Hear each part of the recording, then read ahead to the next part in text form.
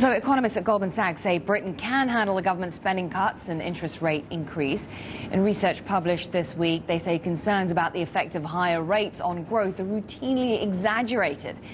That view could soon become official policy because one of its authors, his name is Ben Broadbent, is the economist who will be joining the Bank of England's rate panel come June.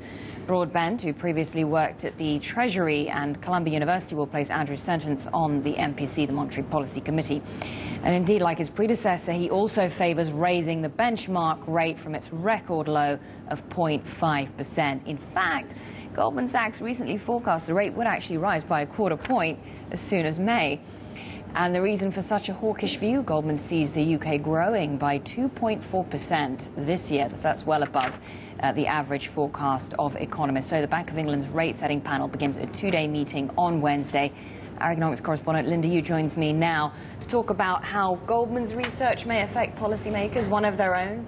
One of their own. That's right. We have a glimpse of his views because he certainly doesn't believe that growth is as weak as the official forecast suggests. So a lot of his research notes, he actually relies on things like business surveys. So he basically thinks that this is Ben Broadbent, exactly. So he'll join in June, but we're getting a glimpse of why it is he's sort of put with the hawks. But probably the main reason is that everybody on the MPC is weighing a contracting economy and inflation, which is double the target, made worse by oil prices.